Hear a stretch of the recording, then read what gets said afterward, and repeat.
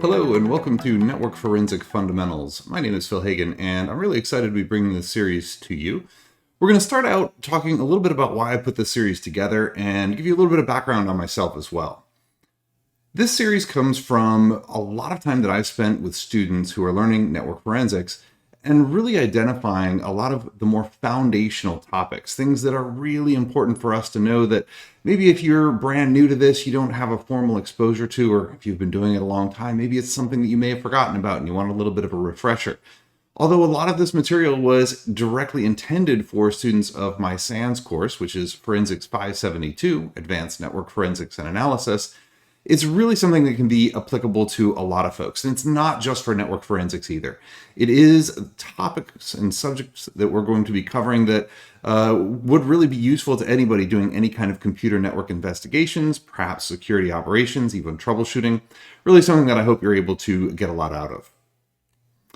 I want to start by giving you a little bit of a background about myself, just so you can kind of understand where I'm coming into with this material as well as with the industry in general. I've been doing information security work for a very long time. In the mid-1990s, when I was at the U.S. Air Force Academy, we started studying this as a very, very long lead future topic. Well, obviously, we're there now. And after I got out of the academy with a computer science degree, I was a communications officer in the Air Force, and I got to really see a lot of what we now see in our cybersecurity industry in terms of state-level adversaries, tradecraft, and different types of attack techniques. We really got to see those firsthand from a few different perspectives. It was a fascinating time because it was when everything was all very new. We started to realize that, hey, this is going to be something very important for us, not just as a government or as a military, but for us as an industry as well. In 2003, I got out of the Air Force and began to work as a contractor. So I was still government adjacent, still supporting a lot of Department of Defense, intelligence community, and law enforcement operations. And I also started to get a little bit of a feel for some of the commercial world as well. I had a chance to support some wonderful programs, very, very important work that was being done. But again, it was still at the absolute front of this industry. We're talking about work from an offensive, defensive, or investigative point of view.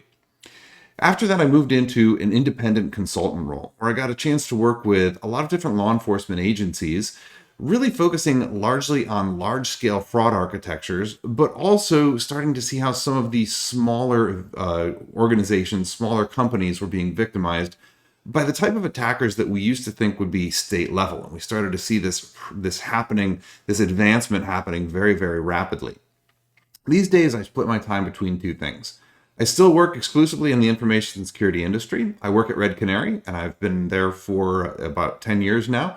And I get to work with our community team where our mission is telling the story of security operations, primarily using Red Canary's approach with managed detection and response, but also starting to grow that into protecting other sources of information, such as network infrastructures, as well as talking through how to protect identity and some of the other newer topics as well.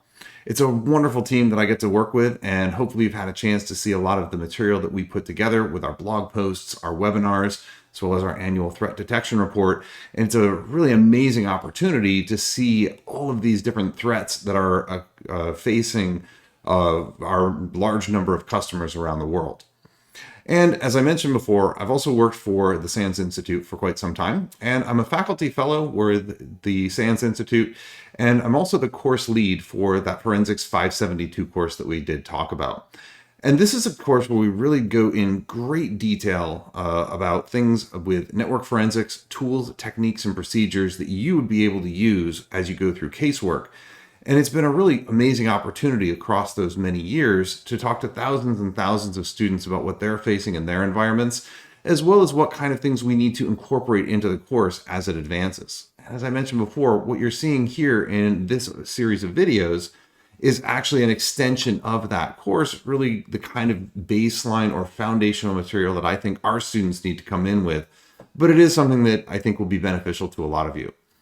I'm really excited to bring this series to you. We've got an initial release of videos that are going to be put out all at the same time, and then gradually we'll be adding more to those as well. And I look forward to your feedback. Certainly want to hear what you think is relevant, what is helpful.